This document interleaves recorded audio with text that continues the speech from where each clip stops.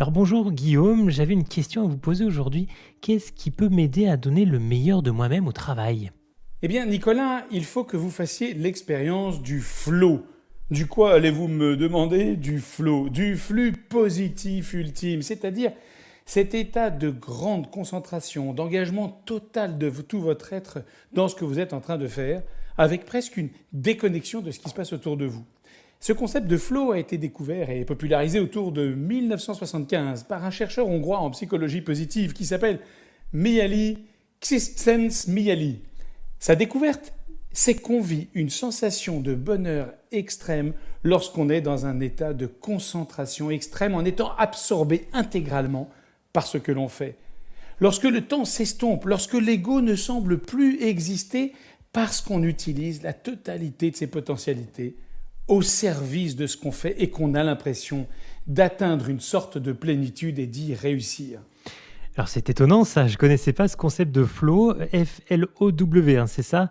Mais alors dites Guillaume, ça fait envie, ça, comment on y arrive finalement? Eh bien Nicolas, en détectant les situations qui permettent de combiner deux axes. Le premier axe, c'est celui du défi. Le deuxième axe, c'est celui de la compétence.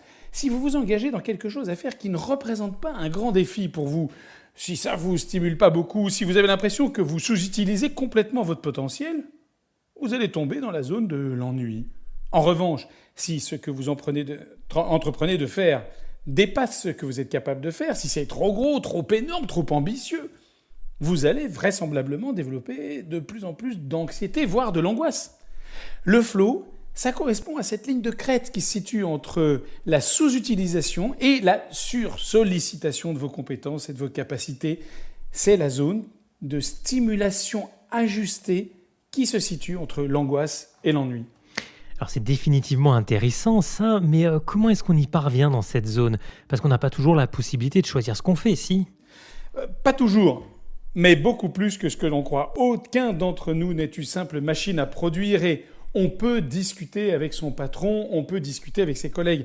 Or, tous les patrons rêvent d'avoir des employés qui donnent leur maximum et qui donc sont dans le flow. C'est la raison pour laquelle je vous invite à regarder les tâches que vous avez à accomplir et les découper d'une manière telle que vous puissiez vous mettre des défis progressifs. Et ensuite, concentrez-vous sur le moment présent. Essayez d'oublier ce qui vous entoure. Plongez-vous dans l'activité au point d'essayer d'occuper pleinement votre esprit avec ce que vous êtes en train de faire. Et mettez-vous dans des conditions qui vous permettent de ressentir un vrai contrôle, de la puissance sur l'activité ou la situation. Et enfin, mettez-vous des défis de plus en plus ambitieux, discutez-les avec votre patron, mais par marche d'escalier. En stimulant progressivement vos compétences pour les réaliser, vous verrez que vous donnerez chaque jour le meilleur de vous-même et vous serez dans le flow. Eh bien merci Guillaume, on va donc essayer de donner le meilleur de nous-mêmes au travail. Et si on veut plus de conseils, on peut aller surfer sur votre site internet, tout simplement en tapant montgolfier-consultant au pluriel.com, montgolfier-consultant avec un s.com. Merci Guillaume, à très bientôt.